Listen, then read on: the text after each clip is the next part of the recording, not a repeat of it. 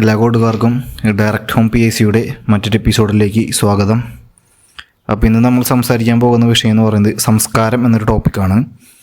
അപ്പോൾ അതിൽ വരുന്ന പ്രധാനപ്പെട്ട ടോപ്പിക് എന്താണെന്ന് നിങ്ങൾക്കറിയാം. കേരളത്തിലെ പ്രധാനപ്പെട്ട ആഘോഷങ്ങളുമായി ബന്ധപ്പെട്ട സ്ഥലങ്ങൾ, പ്രശസ്തമായ ഉത്സവങ്ങൾ എന്നതിനെക്കുറിച്ചൊക്കെയാണ് ഇന്നത്തെ എപ്പിസോഡിൽ നമ്മൾ ചർച്ച ചെയ്യാൻ പോകുന്നത്. അപ്പോൾ എല്ലാവർക്കും പുതിയൊരു എപ്പിസോഡിലേക്ക് ഒരിക്കൽ കൂടി സ്വാഗതം. അപ്പോൾ നമ്മൾ ആദ്യമായിട്ട് നോക്കാൻ പോകുന്നൊരു ടോപ്പിക് എന്ന് പറയുന്നത് ഓണം. അപ്പോൾ ഓണം എന്ന് പറയുന്നത് കേരളത്തിൻ്റെ ദേശീയ ഉത്സവമാണെന്ന് എല്ലാവർക്കും അറിയാം. അപ്പോൾ എന്താണ് നമ്മൾ ഫസ്റ്റത്തെ ഫാക്റ്റ് പറഞ്ഞത്? കേരളത്തിൻ്റെ ദേശീയ ഉത്സവമാണ് ഓണം എന്നറിയപ്പെടുന്നത്. അടുത്തൊരു ഫാക്റ്റാണ്, ചിങ്ങമാസത്തിലെ അത്തം നക്ഷത്രം മുതൽ തുടങ്ങുന്ന ഓണാഘോഷം 10 നാളിൽ പ്രാധാന്യത്തോടെ ആഘോഷിക്കുകയും ചതയം നാൾ വരെ നീണ്ടു നിൽക്കുകയും ചെയ്യുന്നു. അപ്പോൾ ചിങ്ങമാസത്തിൽ തുടങ്ങുന്ന ഓണം 10 ദിവസം നീണ്ടു നിൽക്കുന്നു. അത് ചതയനാൾ വരെയാണ് നീണ്ടു നിൽക്കുന്നത്. അപ്പോൾ അതാണ് ഓണത്തിനെ പറ്റിയുള്ള വളരെ ബേസിക് ആയിട്ടുള്ളൊരു ഫാക്റ്റ്, അല്ലെങ്കിൽ ഒരു ഡ്യൂറേഷൻ എന്ന് പറയുന്നത്.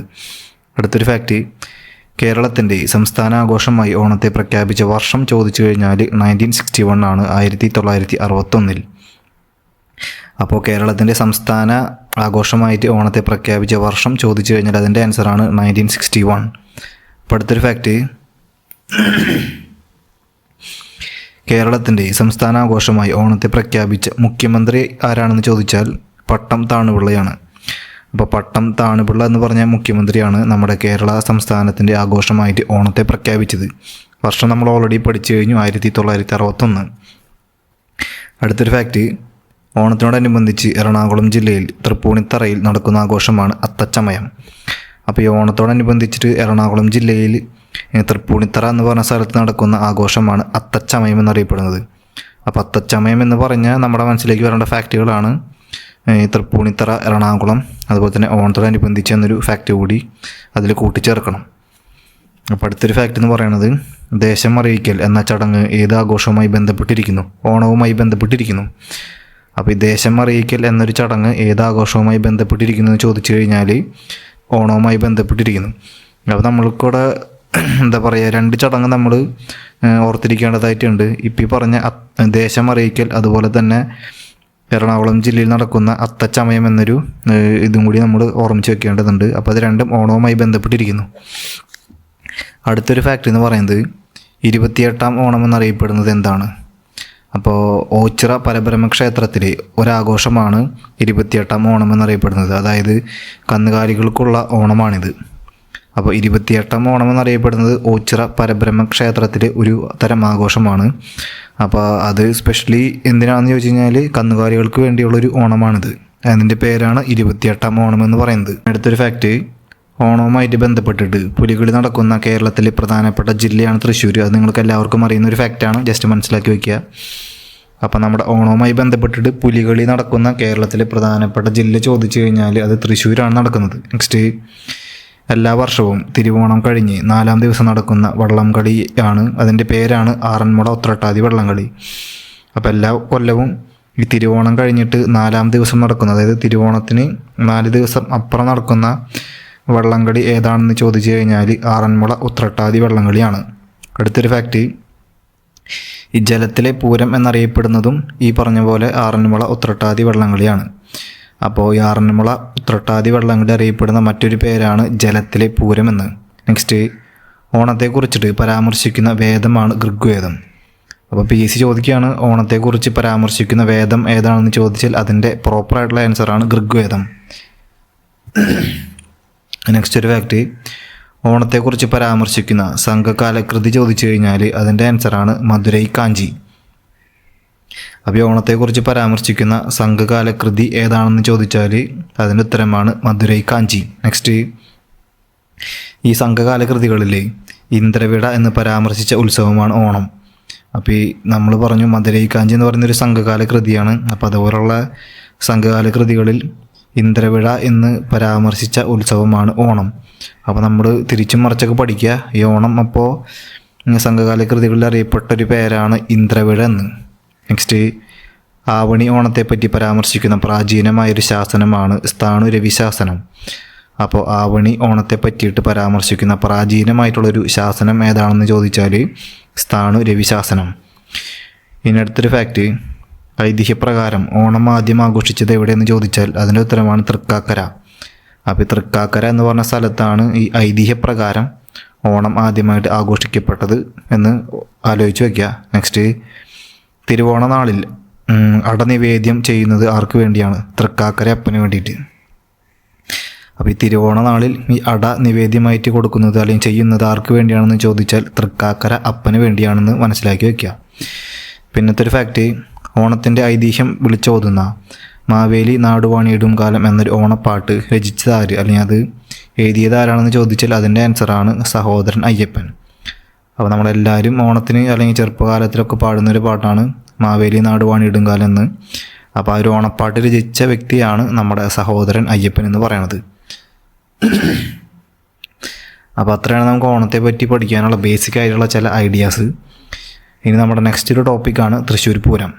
അപ്പോൾ പൂരങ്ങളുടെ പൂരം എന്നറിയപ്പെടുന്നതാണ് തൃശ്ശൂർ പൂരം. അത് നിങ്ങൾ പലപ്പോഴായിട്ട് കേട്ടിട്ടുള്ളൊരു ഫാക്റ്റാണ്. അപ്പോൾ പൂരങ്ങളുടെ പൂരം എന്നറിയപ്പെടുന്ന പൂരമാണ് തൃശ്ശൂർ പൂരം. അടുത്തൊരു ഫാക്റ്റ്, നമ്മുടെ പ്രപഞ്ചത്തിലെ ഏറ്റവും നയനമനോഹരമായ ഉത്സവം എന്ന് യുനെസ്കോ വിശേഷിപ്പിച്ചത് തൃശ്ശൂർ പൂരത്തെയാണ്. അപ്പോൾ നമ്മൾ വളരെ പ്രസിദ്ധമായിട്ടുള്ള തൃശ്ശൂർ പൂരത്തെ പ്രപഞ്ചത്തിലെ ഏറ്റവും നയനമനോഹരമായ ഉത്സവം എന്ന് വിശേഷിപ്പിച്ചത് നമ്മുടെ യുനെസ്കോയാണെന്ന് ഓർത്ത് വയ്ക്കുക. നെക്സ്റ്റ്, തൃശ്ശൂർ പൂരം ആഘോഷിക്കപ്പെടുന്നത് മേടമാസത്തിലെ പൂരം നാളിലാണ്. അപ്പോൾ തൃശ്ശൂർ പൂരം ആഘോഷിക്കപ്പെടുന്ന ഒരു ഡ്യൂറേഷൻ അല്ലെങ്കിൽ ടൈം ചോദിച്ചു കഴിഞ്ഞാൽ നമ്മുടെ മേടമാസത്തിലെ പൂരം നാളിലാണെന്ന് ഓർത്ത് വയ്ക്കുക. നെക്സ്റ്റ്, തൃശ്ശൂർ പൂരം നടക്കുന്ന മൈതാനമാണ് തേക്കിൻകാട് മൈതാനം. അപ്പോൾ തൃശ്ശൂർ പൂരം നടക്കുന്ന മൈതാനം ഏതാണെന്ന് ചോദിച്ചാൽ തേക്കിൻകാട് മൈതാനം. അത് നടക്കുന്ന ക്ഷേത്രത്തിൻ്റെ പേരാണ് വടക്കുന്നാഥ ക്ഷേത്രം. ഇനി നമുക്ക് തൃശ്ശൂർ പൂരത്തിലെ പ്രധാനപ്പെട്ട സവിശേഷതയാണ് കുടമാറ്റം എന്ന് പറയുന്നത്. അപ്പോൾ നമ്മൾ തൃശ്ശൂർ പൂരത്തിലെ പ്രധാനപ്പെട്ട സവിശേഷതയാണ് കുടമാറ്റം എന്ന് പറയണത്.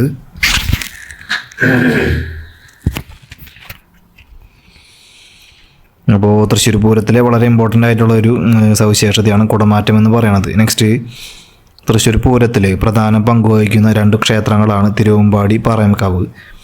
അപ്പോൾ തൃശ്ശൂർ പൂരത്തിൽ പ്രധാന പങ്കുവഹിക്കുന്ന 2 ക്ഷേത്രങ്ങൾ ഏതൊക്കെയാണെന്ന് ചോദിച്ചാൽ അതിൻ്റെ ആൻസറാണ് തിരുവമ്പാടി അതുപോലെ തന്നെ പാറമേക്കാവ് ക്ഷേത്രങ്ങൾ. നെക്സ്റ്റ്, തൃശ്ശൂർ പൂരത്തിൽ പങ്കെടുക്കുന്ന ഘടകക്ഷേത്രങ്ങളാണ് 8 എണ്ണം.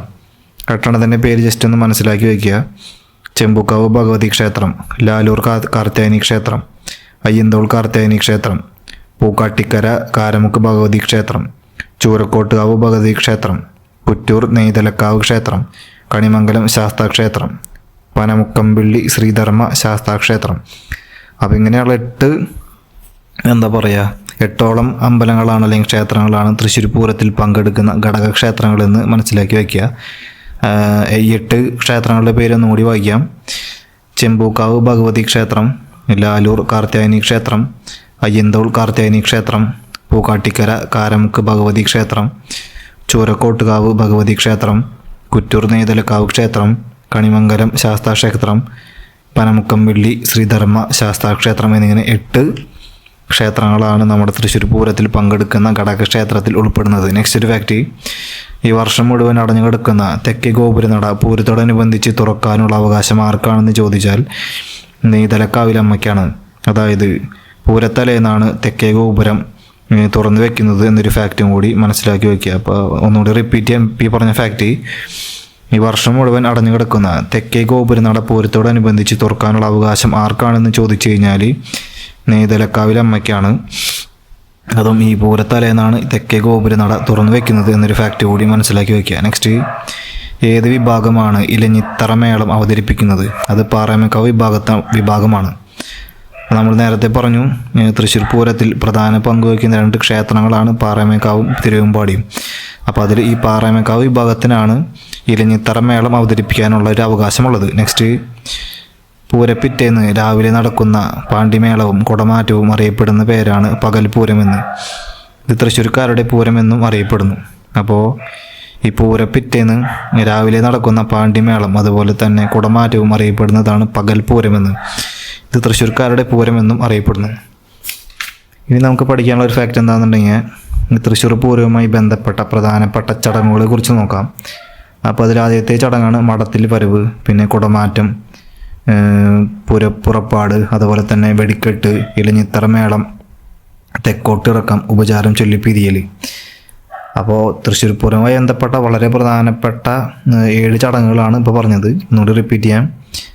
മടത്തിൽ വരവ്, കുടമാറ്റം, പൂരപ്പുറപ്പാട്, വെടിക്കെട്ട്, അതുപോലെ തന്നെ ഇലഞ്ഞിത്തറമേളം,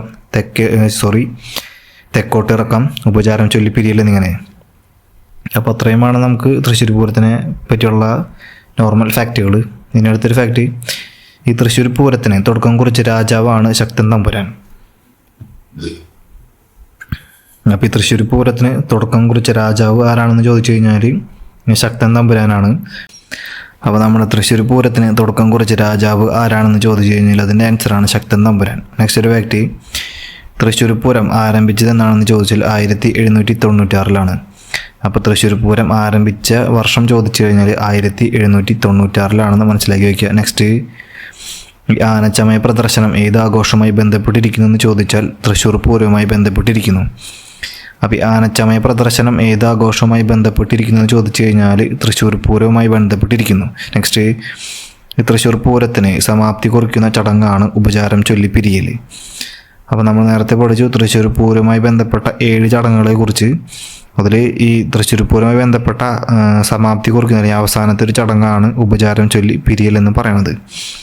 അപ്പോൾ അത്രയുമാണ് നമുക്ക് തൃശ്ശൂർ പൂരത്തെ കുറിച്ചുള്ള ഫാക്റ്റുകൾ.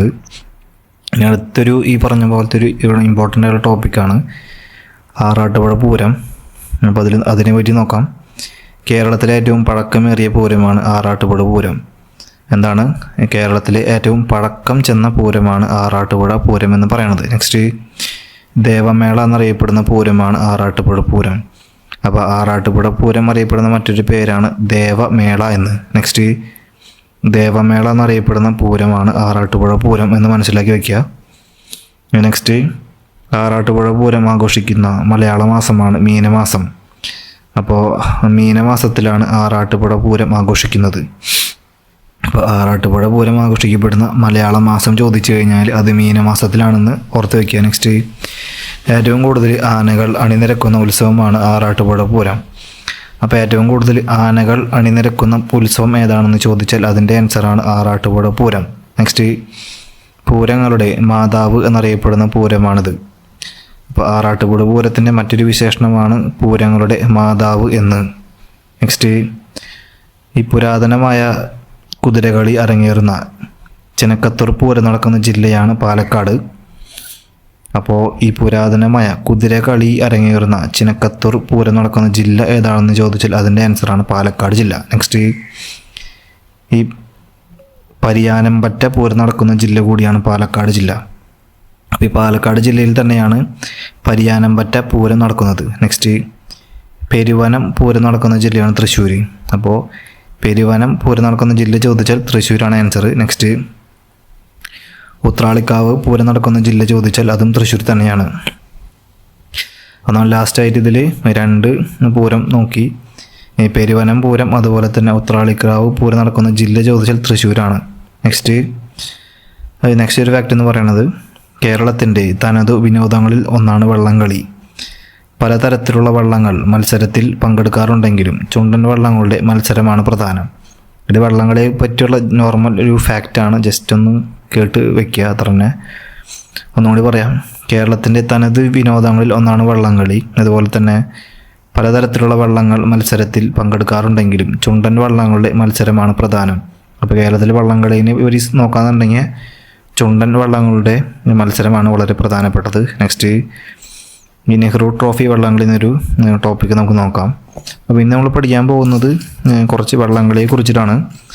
അപ്പോൾ അതിനെ പറ്റി കുറച്ച് ഡീറ്റെയിൽ ആയിട്ട് നോക്കാം. അപ്പോൾ ആദ്യത്തെ ഒരു ടോപ്പിക് എന്ന് പറയുന്നതാണ് നമ്മുടെ, അതായത് വള്ളംകളി എന്നൊരു ടോപ്പിക്കിൽ ആദ്യത്തെ പഠിക്കാനുള്ളൊരു കാറ്റഗറിയാണ് നെഹ്റു ട്രോഫി വള്ളംകളി. അപ്പോൾ അതിൽ ഫസ്റ്റത്തെ ഫാക്റ്റ്, കേരളത്തിലെ ഏറ്റവും പ്രധാനപ്പെട്ട വള്ളംകളി മത്സരങ്ങളിൽ ഒന്നാണ് നെഹ്റു ട്രോഫി വള്ളംകളി മത്സരം. അപ്പോൾ എന്താണ്? കേരളത്തിലെ ഏറ്റവും പ്രധാനപ്പെട്ട വള്ളംകളി മത്സരങ്ങളിൽ ഒന്നാണ് നെഹ്റു ട്രോഫി വള്ളംകളി മത്സരം എന്ന് മനസ്സിലാക്കി വയ്ക്കുക. നെക്സ്റ്റ്, ഓളപ്പരപ്പിലെ ഒളിമ്പിക്സ് എന്നറിയപ്പെടുന്നു. അപ്പോൾ നമ്മൾ ഈ പറഞ്ഞ നെഹ്റു ട്രോഫി വള്ളംകളി അറിയപ്പെടുന്ന ഒരു പേരാണ് ഓളപ്പരപ്പിലെ ഒളിമ്പിക്സ് എന്ന്. നെക്സ്റ്റ്, എല്ലാ വർഷവും ആഗസ്റ്റ് മാസത്തിലെ 2ാം ശനിയാഴ്ചയാണ് മത്സരം നടക്കുന്നത്.